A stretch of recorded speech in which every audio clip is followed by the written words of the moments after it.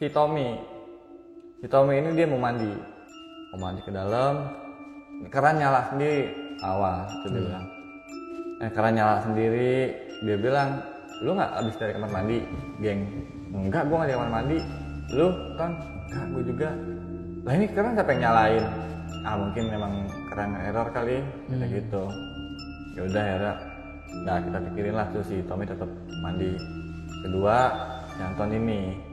Kalau kita biasanya orang Jakarta emang dasarnya norak kali ya, atau capek, jadi dia ngerokok di depan rumahnya, dia ngerokok. Ada bangku pelataran gitu, dia ngerokok.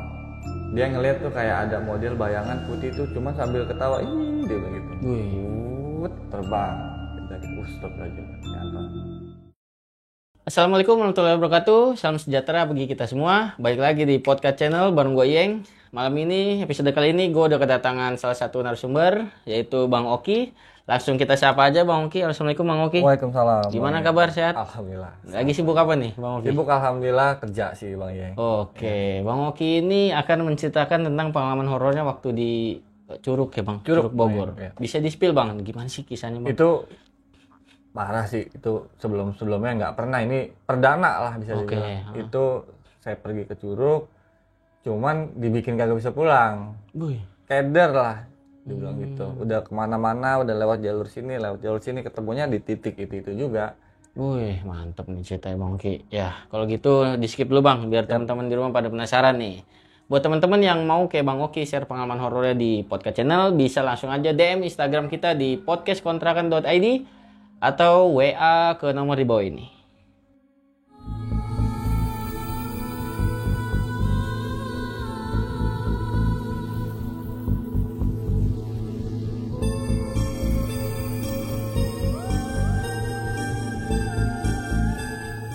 Oke teman-teman podcast, apakah kalian sudah siap menghadapi dunia tak kasat mata? Berikut kisah selengkapnya.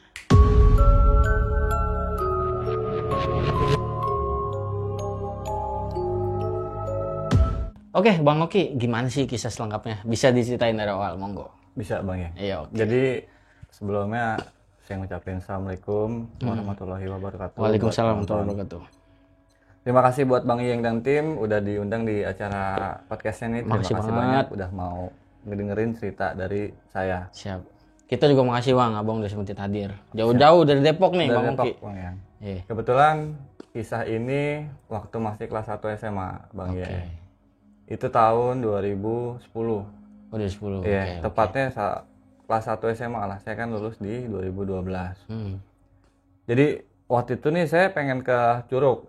Kita nggak usah sebutin namanya lah. Curug di daerah Bogor. Kebetulan saya di Curug ini pergi ke sana berempat sama teman saya nih, Tommy, Suci, sama Anton. Saya juga termasuk berempat. Jadi 3 orang kita berangkat.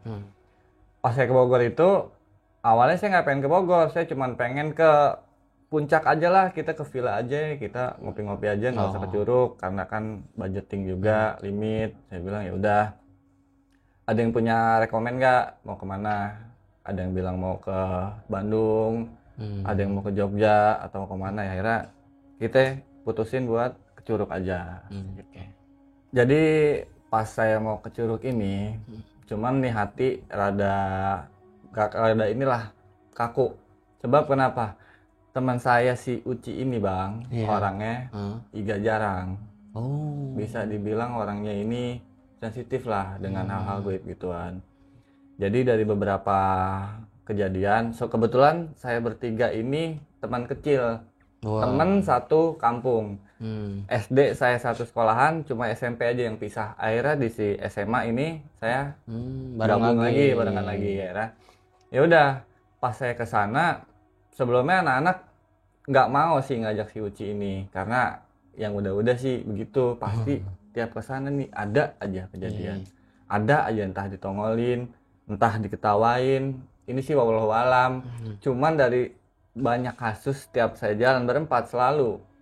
Singkat cerita, berangkatlah saya ke sana. Waktu itu nginep sih saya sebelumnya di rumah si Anton ini karena jalannya pagi, karena dari rumah kumpul lagi kan repot. Nginep aja deh sekalian biar jalan langsung. Ya deh, di malam itu di rumah Anton saya nginep. Saya kongkok, Anton sama si Tommy, saya kongkok sama dia, saya bertiga bilang, ini kita beneran mau ke Curug. Atau enggak lu nggak mau destinasi yang lain kayak kita ke kebun teh atau enggak kita ke Dufan atau ke Ancol kan bisa, nggak usah ke daerah-daerah yang banyak kebun gitulah. Karena kan kita tahu bahwa si Uci ini orangnya sensitif, bahkan si Uci ini gampang kerasukan. Wih, Saya ekstrim bilang dong, gitu. Bang. Daerah, ya gimana? Kita udah tanggung mau ke sana. Si Uci juga mungkin udah nyiapin prepare buat ke Curug ini. Tanggung lah, Bismillah aja lah, ya udah. Akhirnya saya nyoba waktu itu buat positif, Bang. Iyalah. Karena udah kepalang tanggung. Ya udah saya pergi ke sana. Saya pergi ke rumah Uci awalnya. Uci, lu jadi bener mau ke sana. Lu nggak lagi maaf PMS kan? Atau enggak lu lagi nggak ada banyak pikiran sebab ini banyak orang bilang kalau cewek iga jarang ini banyak pikiran atau enggak lagi fisiknya lelah, dia gampang kerasukan, ini kata orang. Iya. Pernah denger sih gue, Bang. Iya, cuman akhirnya enggak kok, gue lagi baik-baik aja. Mungkin kemarin-kemarin ini gue lagi banyak pikiran, tapi insya Allah gue hari ini nggak kenapa-napa. Ya udah. Mantap. Saya pergi dah nih berempat, saya jalan, ya namanya anak SMA, ya kan namanya jalan-jalan gitu kan seneng banget, Bang. Iyalah. Apalagi kita, mau happy-happy di sana. Saya jalan itu waktu itu jam 8 pagi. Jam 8 pagi saya jalan. Kenapa saya mutusin jam 8? Karena kita semua orang tahu lah kalau ke Bogor ini, ke Curug ini, kalau semakin siang semakin macet. Betul. Semakin susah akses kita buat ke sana. Mungkin saya niatnya, kenapa saya jam 8 jalan, ini perkiraan jam 1 saya nyampe. Jadi mandi di Curugnya ini banyak waktunya. Saya terusin jalan pagi jam 8. Akhirnya ya udah. Jalan, saya waktu itu kebetulan naik mobilnya si Uci. Kita nggak motoran, kita naik mobil. Pas udah jalan ke sana, di 30 menit awal lah, ini udah hawa-hawa nggak enak nih, Bang. Di 30 menit awal, saya udah feeling nih, lah mobil ini lagi. Yang udah gue kesono naik mobil ini, apes mulu. Kebetulan kemarin-kemarin kan si Uci ini dia pakai supir. Cuman kali ini enggak, kali ini saya yang bawa. Kali ini saya yang bawa. Ini mobil nggak pada umumnya, Bang. Jadi mobilnya Bang Yeng, antara kopling sama gas ini dua-duanya macet banget buat dipakai. Keras gitu, Bang? Keras. Bahaya dong. Saya nanya, Ci, ini mobil lu bisa nggak buat jalan? Kenapa, Ki? Ini gue nggak bisa gue injek nih. Bisa diinjek tapi keras. Sedangkan rute-rute Bogor gitu kan curam. Kita ngeri, Bang. Nanjak. Dari situ feeling saya udah, aduh ini naik mobil apa naik motor nih. Motoran dia ada, Ci. Saya bilang gitu. Nih gue nggak mau, Ci. Yang enggak. Lu waktu ke Pelabuhan Ratu aja waktu itu begitu naik mobil ini. Kita motoran aja, Ci. Ya udah. Yaudah kita motoran, akhirnya jalan dah nih. Jalan-jalan baik lagi. Saya nggak jadi, dapat 30 menit. Saya bilang tanggung banget, Bang. Tadinya pas berangkat nih nggak ngapa-ngapa mobil. Lancar, nggak kenapa-napa lah. Saya kebetulan nggak ada stok rokok. Saya belilah rokok di warung setempat. Berhenti, saya beli rokok. Nah, yang saya bilang tadi, ini habis berhenti kok mobil kagak bisa diinjak gas sama koplingnya. Saya putusin buat, ya udah paksain aja lah nih mau nggak mau. Biar nyampe rumah. Maksudnya nggak tukar aja, kita muteran aja lah, mumpung masih dekat. Akhirnya udah kita nyiapin motor waktu itu sarang 1, saya sama si Anton, Tommy ini masih Uci. Kita jalan di pertengahan jalan nih kira-kira 4 jaman lah waktu itu. Motor saya rusak, tiba-tiba banget motor saya rusak. Dari awal kejadian pertama mobil begitu, kedua motor saya nih rusaknya matic, kagak bisa digas, Bang. Sekarang motor kayaknya berat, nggak tahu. Mungkin itu montir atau nggak, teman-teman kita yang nonton ngerti apanya. Cuman kalau kali ini agak nyimpang sih.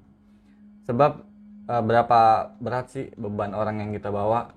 Mungkin kalau semakin berat orang yang kita bawa, motornya berat itu ya masuk akal. Cuman teman saya ini dia nggak gemuk, posisinya tuh nggak gede lah badannya, standar. Cuma motor rasanya berat banget. Dan motor saya ini motor baru. Motor saya motor keluaran baru, kok bisa baru pakai rusak? Kan nggak masuk akal. Kok berat banget ya motor gua? Gua bilang, berhenti, Ton, lu ada abis ngapain semalam? Lu ngelakuin apa semalam? Oh iya, info sebelumnya saya jalan ini hari Minggu. Saya jalan hari Minggu. Weekend, karena di malam itu memang si Anton ini datangnya belakangan. Saya kan nginep tadi saya bilang. Si Anton ini datangnya belakangan. Entah dia habis pacaran, entah atau dia habis clubbing, kita nggak tahu. Saya dalam hati saya gini, anjrit nih orang. Gua kena apes ya, jangan-jangan nih orang apa habis pacaran gimana, kita nggak tahu ngelakuin anak muda. Siap.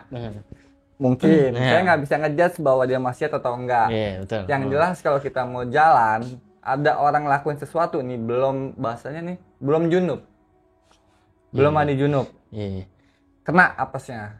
Kebetulan saya masih Anton ini berangkatnya. Nggak tahu kena apes gimananya, mungkin nanti kita bahas. Oke, lanjut. Jalan dah nih saya, motor berat banget, kagak mau digas-gas. Pulang, mampir lah saya ke bengkel waktu itu. Ton, nih nggak bisa nih, gue harus nyari motor, harus nyari bengkel. Ya udah geng, saya alhamdulillah dipanggilnya nih, nggak tahu kenapa dipanggil begeng nih sama sama ketiga sohib lah. Saya jalan ke sana, udah berangkat, mampir ke bengkel. Kita nggak usah sebutin lah daerahnya bang ya, pokoknya masih ya kira-kira sejam mau ke nyampe lah. Pas nyampe gitu, ya udah akhirnya kata si abang bengkel ini, nggak kenapa-napa bang. Dibongkar bang, pembelnya dibongkar, gasnya dicek semuanya nggak apa-apa, bensin aman, motor baru pokoknya dibongkar.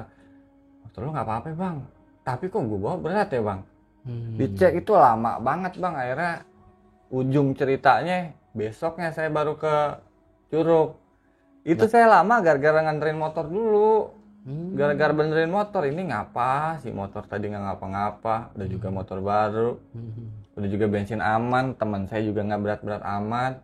Ya udah, selang 15 menitan lah si abang montir ini bilang, emang ente mau kemana bang? Saya mau ke Curug bang. Curug mana? Curug daerah Bogor. Ada, kita nggak usah sebutin. Kalau Curug ini, wah abang jangan ke situ, kata abang montirnya. Abang jangan ke situ. Kenapa bang? Kemarin belum lama ada yang meninggal bang di situ. Dia bilang, belum lama memang ada beberapa kelompok anak mau ke sana juga, cuman salah satu anaknya ini ke bawah arus bang. Jadi ke bawah arus ini maksudnya kan kalau Curug itu kan air terjun, di bawahnya ada genangan air. Nah dia kesirep ke dalam gitu bang mungkin. Akhirnya saya kepo juga sih, karena saya bilang itu mungkin kebetulan apa saja kali. Cuman ya terserah abang, kalau abang mau tetap bersikeras mau ke sana silakan. Saya bilang terserah deh bang, ini motor gimana ya gitu. Maaf bang, kita nggak ada apa-apa, apa yang mau kita benerin, kata si montir gitu. Ini nggak ada apa-apa, nggak ada kendala. Kalaupun benar tapi saya bawa berat lagi, ya saya bohongin abang, kata dia gitu. Udah deh bang, dah dipasang lagi, mau nggak mau ngeluarin duit. Saya bilang sayang bener dah, motor nggak kenapa-napa tapi saya bawanya berat. Era pasti nyampe bengkel, jalan lagi nih emang berat banget. Saya di situ nyari penginapan lah untuk semalam. Itu dua rumah ya. Satu ini buat si Uci, satu ini buat teman saya bertiga, karena kalau bukan murim nggak mungkin kita satu ruangan. 2 kamar berarti bang ya? 2 kamar, satu tempat, bukan villa ya bang. Jadi kayak model rumah warga yang disewakan. Waktu itu. Jadi ada 2 kamar lah, kita masing-masing pisah. Akhirnya ya udah, kita ke sana. Ini jam 10 dah, jam 10 malaman nyampenya. Itu bayangin abang dari mulai jam 1 habis joran sampai jam 10 malam itu saya baru nyampe, baru nebak lah. Itu pun belum ke Curug, belum. Karena kagak bisa jalan bang, nggak bisa jalan. Saya pikirnya wah ini sedangkan jarak dari sini untuk ke Curug tuh masih jauh banget. Saya nggak mau ngambil resiko, karena kalau saya berangkat dari sini ke Curug saya paksain, gue pulangnya bagaimana ntar? Kagak bisa, nggak bisa pulang ntar yang ada. Ya udah akhirnya di penginapan itu malam ya emang udah bener feeling pasti dah kalau ngajak si Uci nih pasti ada aja kejadiannya. Awal si Tommy ini dia mau mandi ke dalam, keran nyala sendiri. Awal tuh dia bilang keran nyala sendiri. Dia bilang, lu nggak abis dari kamar mandi geng? Enggak, gue nggak di kamar mandi. Lu Ton? Enggak, gue juga. Lah ini keran siapa yang nyalain? Mungkin memang keran error kali, kata gitu. Ya udah akhirnya nggak kita pikirin lah tuh, si Tommy tetap mandi. Kedua, si Anton ini. Kalau kita biasanya orang Jakarta emang dasarnya norak kali ya, atau capek. Jadi dia ngerokok di depan rumahnya, dia ngerokok. Ada bangku pelataran gitu, dia ngerokok. Dia ngeliat tuh kayak ada model bayangan putih tuh, cuman sambil ketawa, ih, dia bilang gitu. Terbang. Dia bilang gitu, astagfirullahaladzim, kata si Anton. Saya dengar, karena kan kecil ruangannya, astagfirullahaladzim, si Anton bilang gitu. Saya ke depan, lu ngapain Ton? Kayak gitu. Wah, nggak tahu, ada bangun saya. Nggak tahu bang, ini gue tadi ngeliat kayak apa guanya yang halu jauh perjalanan, apa karena emang apes beneran ngeliat, cuman yang jelas dia ngeliat banget katanya. Ini putih terbang dari satu ranting ke ranting lain, itu cepet terbangnya, nggak jelas lah, cuma sama-sama, tapi suaranya kedengeran jelas. Ini juga banyak cerita, kalau kata orang bang, kalau suaranya jauh, si sosok ini berarti dekat. Kalau suaranya dekat, berarti sosoknya jauh. Ini sih simpang siur ya, saya nggak tahu benarannya. Cuman ya udah, lu yang bener Ton. Saya bilang, tadi udah mati si Tommy keran nyala sendiri. Kedua, ini bocah ngeliat begituan. Saya sempat pikir, ntar gua nih. Lama-lama ntar gua nih, gua bilang. Enggak lah, udah enggak. Akhirnya tidur dan nih, saya alhamdulillah bangun itu di jam 1:30 malam. Saya untuk biasa ngelakuin ibadah. Udah selesai saya itu sholat. Nah saya coba buat kalau udah tidurnya tanggung, udah mau subuh. Saya bilang nanti aja. Nah emang bener aja feeling yang awal saya tadi. Teman saya udah keran dinyalain. Kedua si Anton ini ngeliat kelebatan. Sekarang saya TV nyala sendiri. Malam-malam tuh bang? Malam-malam TV nyala sendiri. Ini percaya nggak percaya, walau alam nanti gimana abang, terserah pandangan abang sama penonton. TV ini keadaan nggak dicolokin. Itu lebih aneh lagi sih. TV ini keadaan nggak maksudnya dalam posisi on ini nggak dinyolokin. Tapi posisi TV nyala. Kenapa saya bilang begitu? Saya bilang, lah kok nyala? Saya lihat, perasaan gue belum colokin TV dan saya longok. Kagak, emang masih kecabut. Di situ cuma ada jalur kipas angin. Sama satu lagi kayak model exhaust. Satu ada lubang kosong tapi ada kabel yang nggak kecolok. Itu buat ke TV itu nyala. Jadi anjir, saya bilang. Akhirnya udah fix, ini malam gue digangguin. Fix gue berempat ini digangguin. Terakhir banget yang saya bilang ini, Uci akhirnya.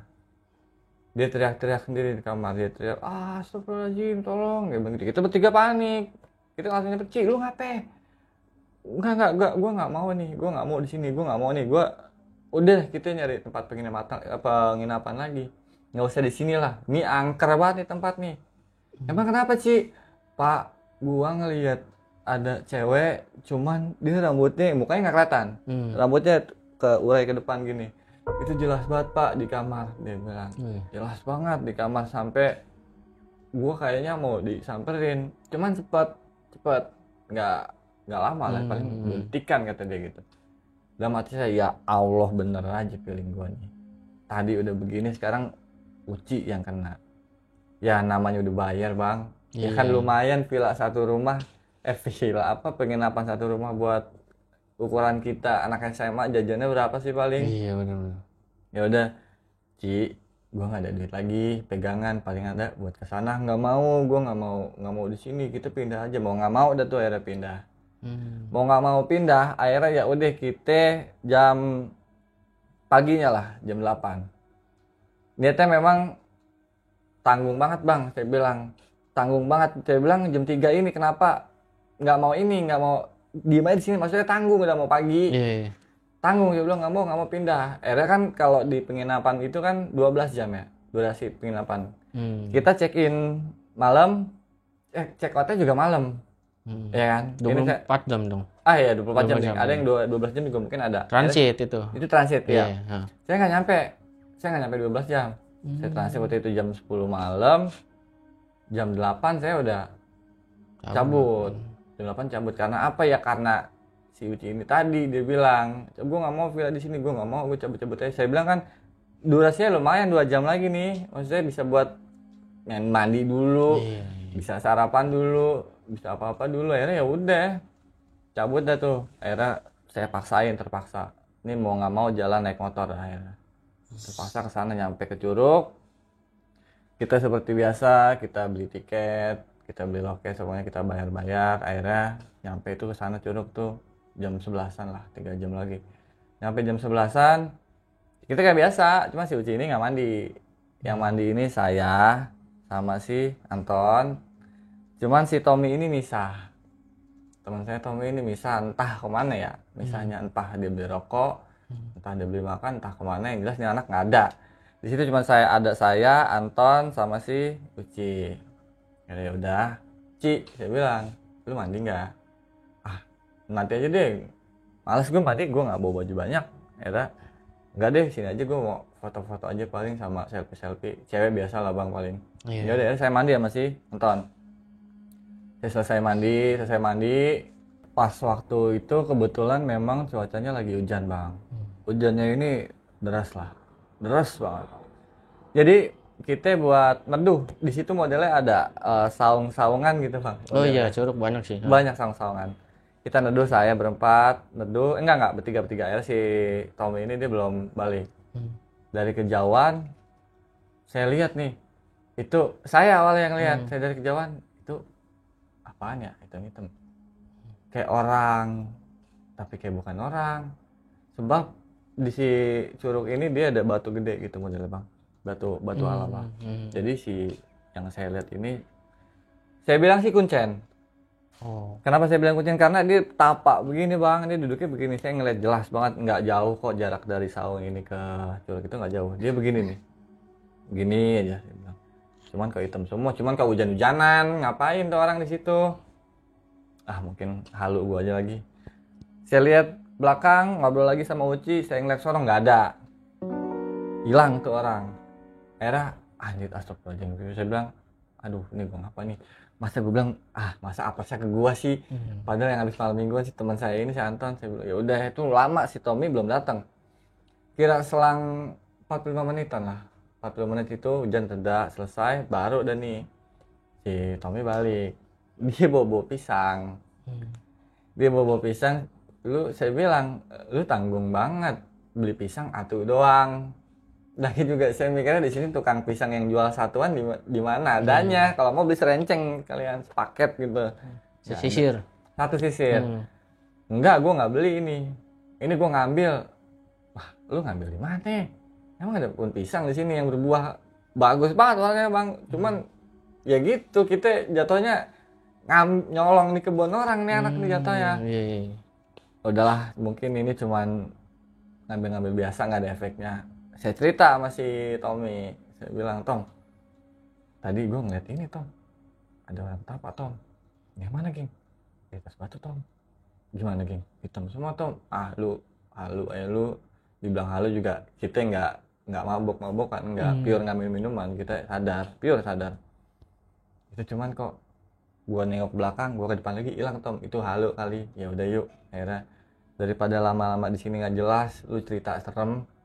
Akhirnya kita waktu itu pulang maghrib, pas banget maghrib. Kita pulang maghrib. Nah ini kan jarak dari Curug ke parkiran kan memang agak jauh ya bang, kita 15 menit tuh kita baru nyampe nih ke parkiran. Itu nggak lama si Anton ngelihat, astagfirullahaladzim, apaan tuh orang hitam-hitam di balik pohonnya. Jadi dia kayak ngintip gini, cuman setengah badan doang kelihatannya. Kata si Anton, astagfirullahaladzim, lu ngapa? Ton, gue ngeliat orang geng. Kayak gimana bentuknya? Dia pakai apa sih ini, ikat kepala, cuman pakaiannya hitam semua. Wah, dalam hati ini kayak yang gue lihat tadi nih. Jangan-jangan ini nih, gue bilang, lu juga ngeliat ya. Jangan sampai Uci tahu, jangan sampai kedengeran sama si Uci. Akhirnya ya udah cabut. Maghrib itu saya nggak sempet sholat sih waktu itu, karena memang ya kondisi capek sih bang.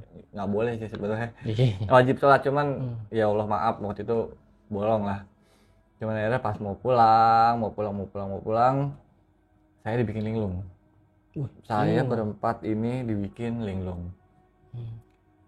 Kita sering lah ke Bogor ini, maksudnya bisa beberapa kali saya ke sana. Rute yang saya keluar nggak mungkin lupa bang.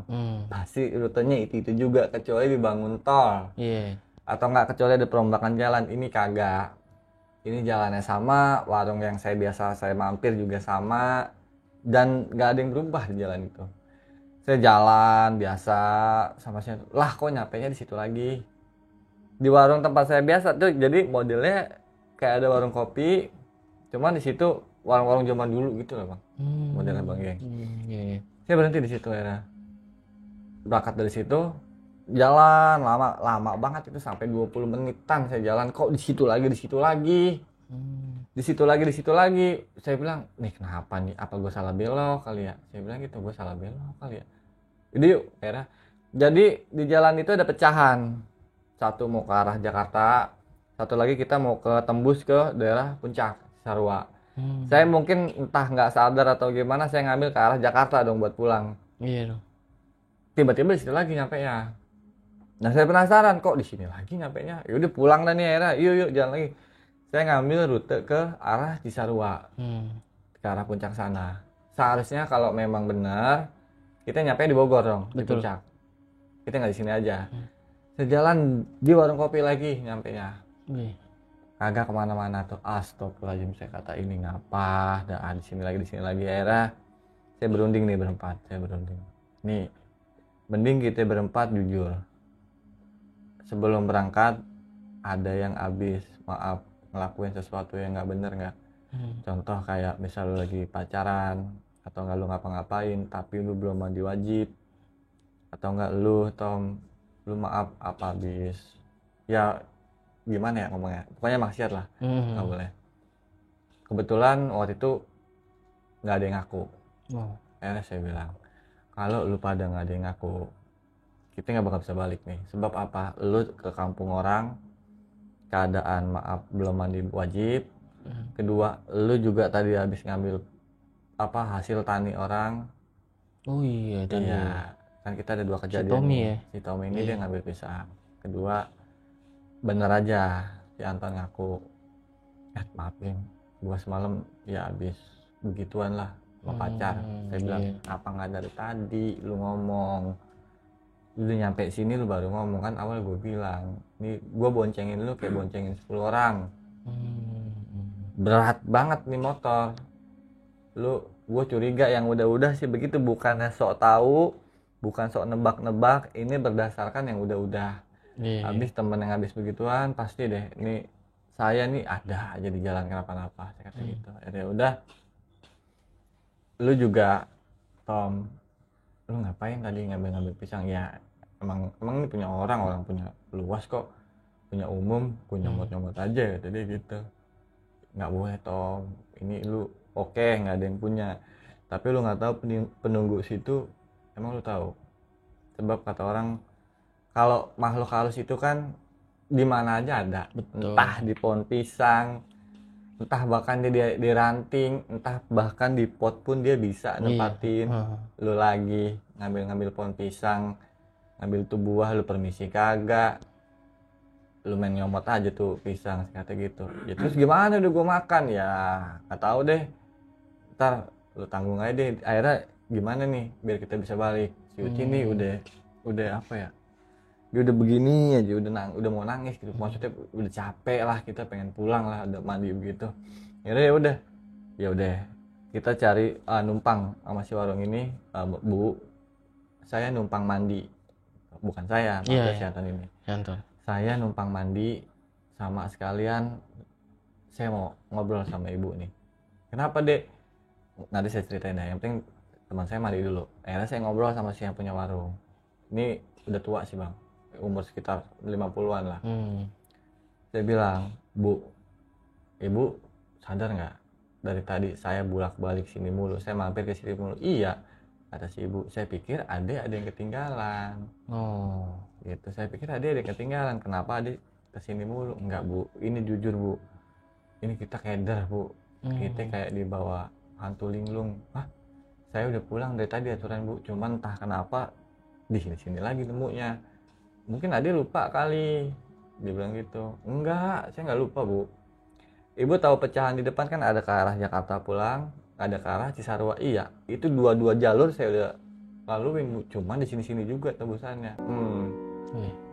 Dia bilang gitu. Era usut punya usut, si Budi nanya, adik ini memang habis ngapain?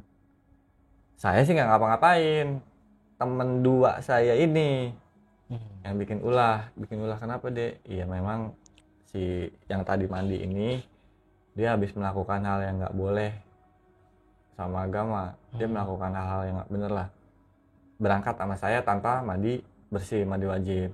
Kedua, teman saya ini si Tommy tadi dia ngelihat pisang jatuh, cuma dia main comot aja tanpa permisi bu. Astagfirullahaladzim, si ibu bilang, lantas gimana dek? Ya mungkin efeknya saya dibikin kayak begini bu, gimana ya bu caranya biar pulang? Ya udah, kebetulan nanti malam ibu mau melakukan yasinan bareng, kalau mau ikut silakan, kalau enggak juga nggak apa-apa, akhirnya biar bisa pulang lah.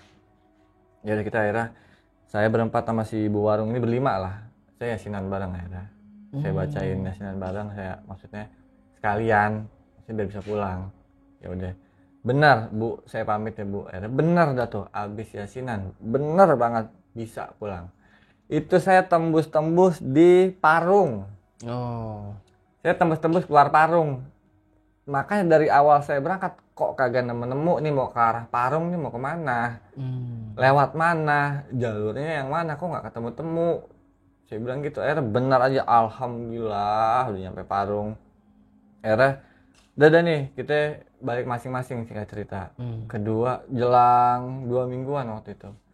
Jelang 2 mingguan, si Tommy ini dia orangnya emang bodo amatan lah, maksudnya gue nggak percaya gitu-gituan.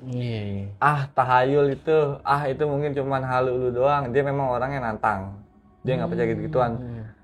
Satu waktu malam hari pas dia berangkat gawe ini, dia pundaknya berat katanya.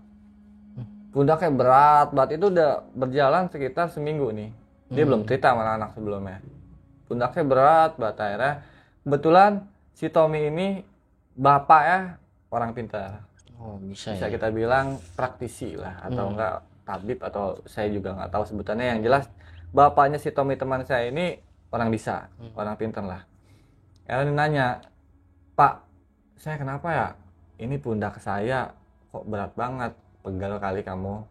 Bapaknya nyoba buat ke hal positif dulu. Dia nggak mau ke ranah goib, dia belum mau. Karena kan banyak faktor, kita kalau punggung pegel juga bisa, kolesterol juga bisa, banyak kerjaan capek juga bisa. Cuman ini pegel nggak kayak biasanya, dia kayak ada yang nemplokin begitu si Tommy. Akhirnya enggak pak, orang kerja biasa doang. Pas di malam Jumat baru dan si Tommy, dia modelnya kayak pelongo aja, diem aja, sering ngelamun aja, sering banyak pikiran. Si bapaknya ini ngomong, kenapa kamu? Enggak. Akhirnya jalan sebulan deh. Di sebulan itu yang dia cerita nih, dia waktu itu sempet nggak sadar, maksudnya nggak sadar ini dia raganya di sini, cuma pikirannya kemana-mana. Sempet sakit lah, itu apa sih sebutannya kalau di dunia mistis itu, sempet sakit lah dia. Sakitnya ini cuman tiap jam 9 sampai jam 2 ini dia kayak orang nggak waras. 9 malam sampai jam 2 pagi. Ini kayak orang nggak waras. Nggak warasnya kadang-kadang teriak-teriak sendiri, kadang-kadang ngamuk-ngamuk sendiri, kadang-kadang bahkan dia sampai ngatain maaf banget orang tuanya. Ya Allah, iya. Pas malam Jumat berikutnya baru tuh dia diem. Pure dari jam 2 malam sampai jam abis johor jam 1 itu tidur nih anak, nggak bangun-bangun. Emaknya udah bangun-bangunin, udah Tom makan, Tom bangun mandi sholat istirahat, cuma nggak respon si Tommy ini. Akhirnya pas bangun, astagfirullahaladzim bapak, astagfirullahaladzim ibu, dia bilang gitu, astagfirullahaladzim, minta maaf, hampura kata dia. Iya, saya nggak ngelakuin lagi, iya saya tobat. Akhirnya ini cerita kenapa saya waktu itu nggak main ke sana, karena memang nih anak, kok nih orang agak main-main kemana nih, ini orang hampir seminggu nih nggak masuk sekolah nih, masuk paling dianterin sama maknya, besoknya nggak masuk lagi, besoknya nggak masuk lagi, gitu bang. Jadi sebulan ini anak sakitnya, ya saya juga nggak tahu, mungkin udah ke medis, katanya sih kecapean, tapi di rumah kecapean istirahat mulu nggak ngapa-ngapain. Dia juga ya udah ya. Singkat cerita, dia ceritalah sama bapak ya, maaf pak, emang aku waktu itu ngambil pisang maksud kamu dek, aku ngambil pisang di curug ini pak, dia bilang, tanpa bilang-bilang. Si bapak ini langsung, astagfirullahaladzim, kamu nggak boleh lain kali begitu. Jangankan kamu ngambil hasil tani orang, kita metik rambutan di pohon orang aja, kita nggak ngomong sama tetangga, kita bisa diusir, bisa kita dikatain maling.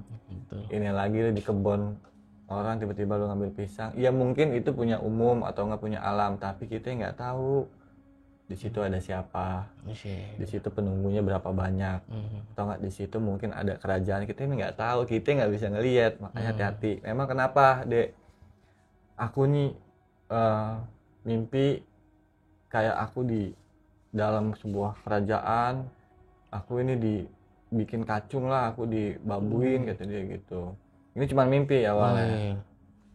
Aku kayak diteror lah semenjak bisa gitu, kenapa kamu ngambil yang bukan hak kamu. Si jin ini bilang, dia ngeliat kayak model hantunya ini hijau, dia gede banget, kayak bisa kita bilang nih buto lah mungkin aja ya, buto hijau lah ya. Kerajaan itu yang megang buto hijau. Terus saya setiap malam dimimpin gitu Pak, terus saya di setiap malam, akhirnya berujung puncaknya ini waktu itu sebulan sebelum Lebaran kambing apa ya, Idul Adha. Sebulan sebelum Idul Adha baru bener-bener nih anak kagak sadar, full 3 hari nih nggak sadar, jadi tidur cuman melek, makan terus tidur lagi. Lama itu jaraknya sampai 12 jam mungkin enak tidur, kan orang normal nggak sampai tidur 12 jam bang, paling berapa jam doang bangun. Betul. Ya udah di situ bener-bener baru si anak ini dibawa nih, apa sih kita bilang nih, sukmanya kali ya, sukmanya nih dibawa. Dan ini anehnya, maaf Tommy, berhubung saya udah izin juga nih sama orangnya, udah boleh Bang, bahwa kisah kita nih kita angkat di satu channel, apa-apa. Ya lu gimana waktu itu? Gue nggak sadarin diri, geng. Gue cuman pokoknya gue taunya aja gue diculik aja di sebuah kerajaan. Gue nggak sadar tuh waktu itu seminggu, hampir 2 minggu, bahkan mau sebulan waktu itu. Perkara ngambil pisang doang. Ya udah bapaknya nyobalah buat ngobatin, karena bapaknya orang bisa. Dan mau nggak mau usut punya usut, bapaknya kesana lagi balik ke Curug ini buat minta maaf. Mungkin dia yang ngerti lah ya, mungkin dia mau ritual di situ atau gimana, mulangin lah kesana minta maaf buat bawa apa atau nggak gantinya gimana biar anak saya nih cukup sembuh, balik lagi kayak awal. Sampai waktu itu si Tommy ini dia nggak ingat sama kakaknya, bahkan seringkali dia lupa sama maknya, nggak tahu kamu siapa, sampai segitunya. Sampai segitunya.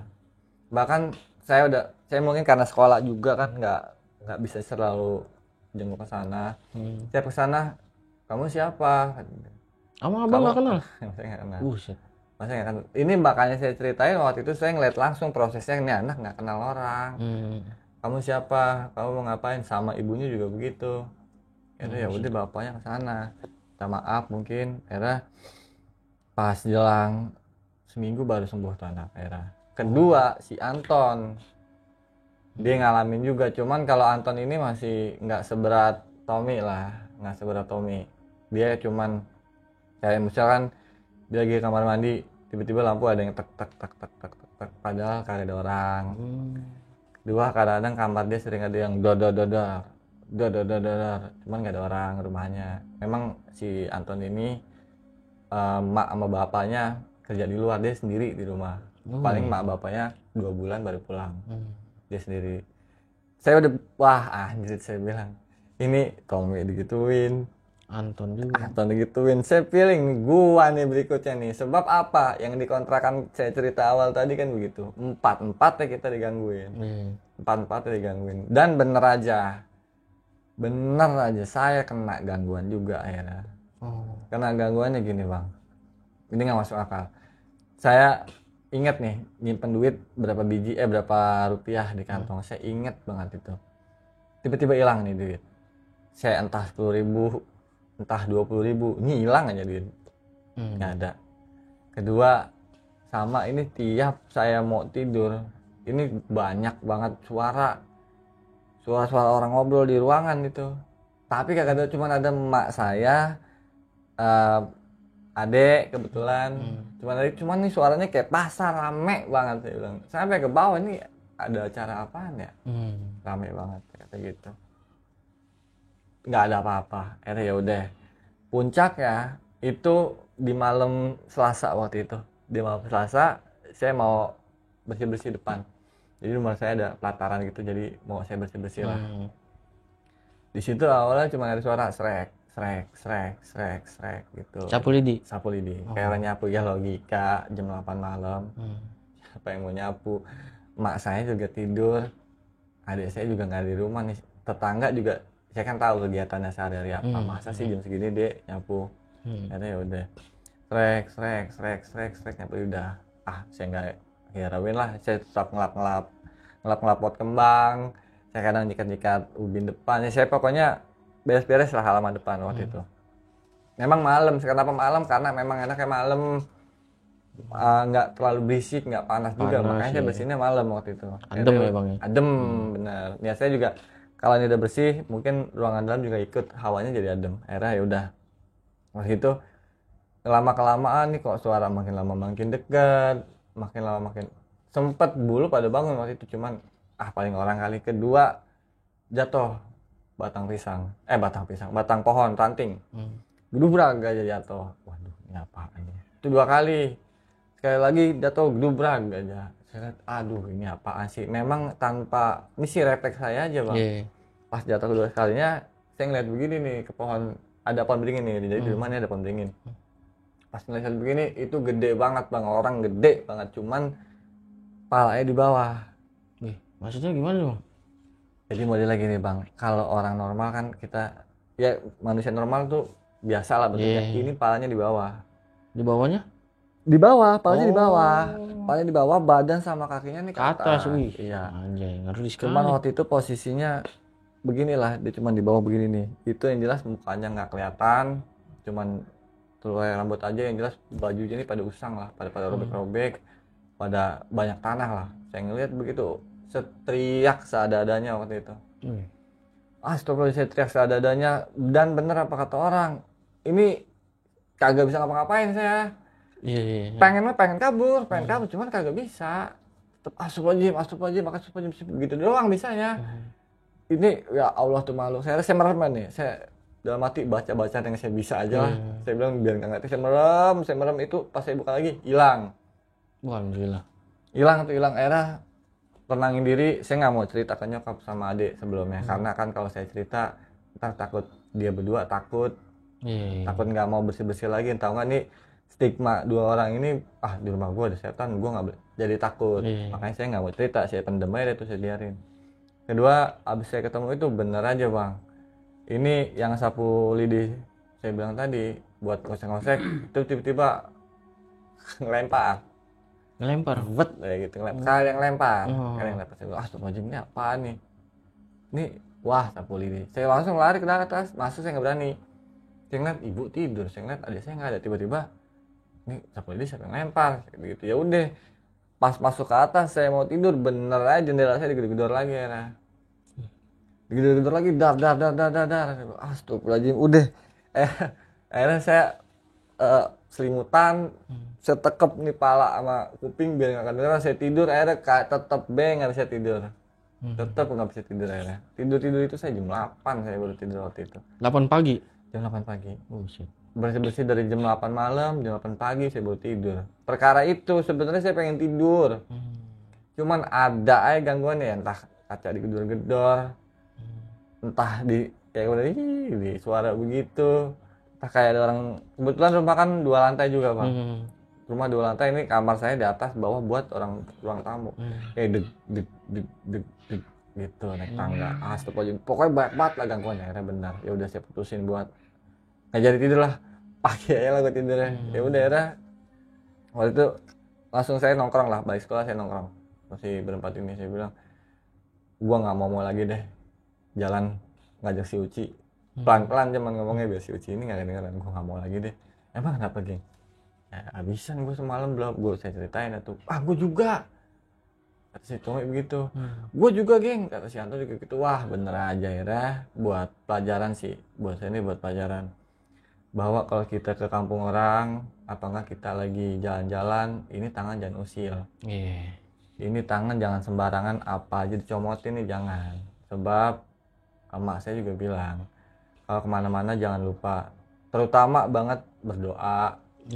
Kedua, kalau habis melakukan apa-apa nih, usahakan nih dalam keadaan bersih. Maksudnya bersih nih, bersih raga, bersih jiwa kita nih, bersih, nggak habis ngapa-ngapain. Ketiga, tutur kata kita jangankan nyomot pisang atau nggak nyomot yang lain. Kita kadang-kadang mau ziarah ke makam aja ngucapin assalamualaikum ya ahli kubur. Pokoknya mengucap salam lah. Kan saya gitu. Kedua, jangan sekali-kali ini kita nggak percaya. Jangan sekali-kali kita nggak percaya sama yang namanya goib. Sebab goib itu kita nggak tahu berapa kuat ilmunya, kita nggak tahu berapa banyak umurnya, kita nggak tahu berapa banyak mereka di sekitar kita. Tetap kita percaya sama goib, cuman jangan mengimani, cuman jangan jangan terlalu takut lah. Takut ya memang manusiawi, namanya kita orang. Cuman pesan saya itu, jangan sekali-kali ini kita nantang lah, terutama kan sekarang anak-anak sekarang nih, saya banyak tuh kan lihat orang yang nyari-nyari gitu kan. Telusur gitu ya. Telusuran, cuman atau nggak ekspedisi. Explore. Kalau bisa jangan. Dan ini udah banyak orang ngomong bahwa sekarang lu mau nggak diganggu-ganggu. Iya sih. Lu mau nggak lagi rumah lu nih diusik-usik. Ya udah, akhirnya saya mikir, oh iya benar. Makanya buat pelajaran, buat kemana-mana, ya udah kalau memang tujuan kita wisata aja udah, kagak usah ngapa-ngapain. Kalaupun biarpun pengen juga, kalau bisa tahan, kalau bisa beli, jangan nyomot. Era kejadian sama 3 orang ini sama saya, si Cuci juga, gitu bang ya ceritanya. Ya udah, era kembali seperti awal. Semenjak itu saya kemari-mari kesini, gak mau lagi lah, udah cukup lah. Cukup banget, itu pengalaman paling dari 2010 sampai sekarang nih paling kok bisa sih kayak gitu. Waktu itu sampai keingetan lah. Berarti sampai sekarang udah nggak pernah ke Curug-Curug lagi bang? Ya ke Curug mah pernah. Oh, maksudnya cuman yang belaga gila gitu ya? Iya, Belginya kita nggak begitu, cuma sekedar ya ngopi, kesana mandi, foto-foto, bikin video, udah pulang. Karena punya pengalaman pahit banget ke sono. Itu sih bang Yeng. Cukup tragis bang ya, kisah dari Bang Oki nih. Ya bang, untuk yang Mbak Ucinya tuh setelah seminggu dari Curug, apa ada gangguan atau trauma? Kalau gangguan sih udah pasti. Udah pasti ada. Karena dia kan nggak jarang atau nggak nih orang sensitif. Saya aja yang nggak gitu-gituan digangguin, ini lagi yang sensitif. Mungkin diganggu, tapi saya nggak nanya. Karena apa? Takut kapok, dia nggak mau jalan-jalan lagi. Dia juga nggak ada cerita ke abang? Nggak ada cerita. Mungkin saya piring sih ada. Emang Uci ini orangnya diem. Dia nggak banyak ngomong. Maksudnya kan nongkrong juga paling seperlunya aja ngomong. Nah itu akhir dari Bang Tommy gimana tuh bang? Yang mana nih? Yang dia setelah bapaknya ngobatin kan, bapaknya balik lagi ke sana ya? Iya. Itu ritual apa yang dilakuin sama bapaknya tuh? Biar bisa. Kalau disebut ritual sih kayaknya rada nyimpang ya. Mungkin minta maaf kali. Minta maaf tuh kayak kita ke sana ngomong sama penjaga Curug bahwa anaknya pernah ngelakuin ini, mungkin ke sana kayak kan saya bilang, saya nggak tahu, mungkin kayak diri aja yang bicara maaf di dalam hatinya. Entah dia baca apa, entah dia ngomong apa, mungkin sama penunggu situ. Ya udah, yang jelas bapaknya nggak ritual, nggak bawa sajen, nggak apa sih. Cuman dia balik ke sananya aja. Minta maaf langsung. Minta maaf langsung dari bapaknya. Apabila anak saya melakukan kembali, saya jaminannya. Gitu. Sampai buat perjanjian gitu? Iya, sebab anaknya udah lama sakit bang. Toh juga masih sekolah. Sayang. Semenjak itu langsung sembuh tuh? Total? Enggak, itu ada prosesnya. Itu sekitar 3 sampai semingguan lah prosesnya.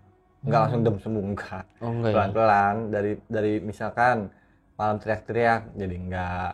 Terus malam sering kebangun, sering enggak jelas, ngomong-ngomong teriak ngomel enggak jelas, ini jadi enggak. Bertahap dia, bertahap, enggak langsung dekat. Nah kalau abang sendiri selesainya gangguan-gangguan itu setelah dari sana? Selesai gangguan, saya minta maaf, terpaksa. Saya cerita juga ke orang tua. Saya cerita juga ke orang tua, Mak, ini gimana ya Mak, semalam kejadian begini Mak. Mas saya bilang, emang lu habis ngapain? Mas bilang gitu. Curug Mak, Curug ngapain ya, mandi biasa. Akhirnya intinya si Tommy sama si Anton ini ngelakuin hal bodoh lah, saya bilang. Akhirnya Oki kena dampaknya juga. Ya Allah ya Robi, ya udah akhirnya ditekunin aja ibadahnya. Jangan terlalu dipikirin, sebab kalau terlalu dipikirin nanti makin seneng mereka maksudnya makhluk ini. Gitu. Untung Bang Oki nih taat ibadah juga Bang, alhamdulillah ya. Taat sih enggak. Cuman masih bolong-bolong, cuman berusaha lah. Iya, siap. Iya. Terakhir Bang, yang kondisi Curug gimana sih Bang? Itu kan hari Minggu Bang ya? Enggak, hari Minggu. Minggu ya? Enggak, Minggu cuma Senin lah. Senin, kan Abang nginep ya? Iya. Abang nginep, Senin di sono. Kondisi Curug gimana tuh Bang? Rame, sepi atau gimana? Enggak, kondisi Curug waktu itu cuman saya berempat, ada 2 pasang kekasih juga. Saya kira mah habis dari situ juga, cuman dia udah pulang. Di situ cuman ada 6 orangan. Oh berarti Abang 6 orang termasuk sih yang penjaga Curug ini. Dia. Itu pun jauh di depan. Iya, termasuk Abang doang berarti. Iya, kalau di Curugnya saya doang berempat, kayak ada lagi. Rata-rata kan balik dari Curug kan jam 4 jam 5 Bang. Iya. Ya? Abang maghrib kan hujan. Oh, hujan. Enggak ada gangguan lagi tuh. Kalau gangguan enggak. Saya bilang gangguannya pas pulang. Oh iya. Pas pulang gangguannya cuma awalnya ditomplokin doang nih sama stop aja. Apaan tuh? Saya pikir cuma ngeliat doang, enggak ganggu dia. Ya udah, pas diganggu baru pas pulang ya itu saya dibilang keder, dibikin keder, nggak bisa pulang. Tapi bagusnya ada ketemu, maksudnya mau sharing sama penjaga warung itu ya Bang? Iya, sebab saya bingung mau cerita sama siapa Bang Iyeng. Saya bingung, saya orang yang nggak tahu akan hal-hal goib itu saya nggak tahu, nggak pernah malah. Baru itu saya pertama kali ngalamin. Akhirnya saya bilang sama si ibu, kenapa nih Bu? Akhirnya ya udah, pas saya bilang tadi, ini orang suruh mandi. Akhirnya kita coba baca doa bareng lah, baru lah bisa pulang. Si ibu ini bilang, kalau enggak mungkin di situ aja kali saya muter. Tapi ibunya sempat cerita Bang, kalau sebelum Abang tuh sering ada kejadian kayak gini? Enggak, cuman kalau berdasarkan pengalaman rata-rata orang yang berangkat dalam keadaan nggak benar, dalam keadaan nggak bersih, itu ada kemungkinan buat diganggu. Ini sih nggak saya doang, mungkin sebagian orang ada. Gitu. Mungkin ini untuk yang percaya, kalau yang nggak percaya ya persepsi masing-masing lah. Iya betul. Oke dah Bang Oki, makasih banyak nih udah hadir di podcast channel. Jauh sempetin datang dari Depok ya Bang Oki. Semoga Bang Oki sukses selalu, sehat selalu. Semua dilindungi Allah Subhanahu wa taala. Terima kasih juga buat teman-teman podcast di rumah udah menyaksikan episode kali ini. Agar tetap terhubung dan tidak ingin ketinggalan video-video dari kita, segera subscribe podcast channel sekarang juga. Nah, akhirnya kita sampai di ujung acara nih Bang Oki nih. Iya, paling gua, Bang Oki dan tim izin pamit undur diri. Sampai jumpa di episode-episode selanjutnya. Assalamualaikum warahmatullahi wabarakatuh.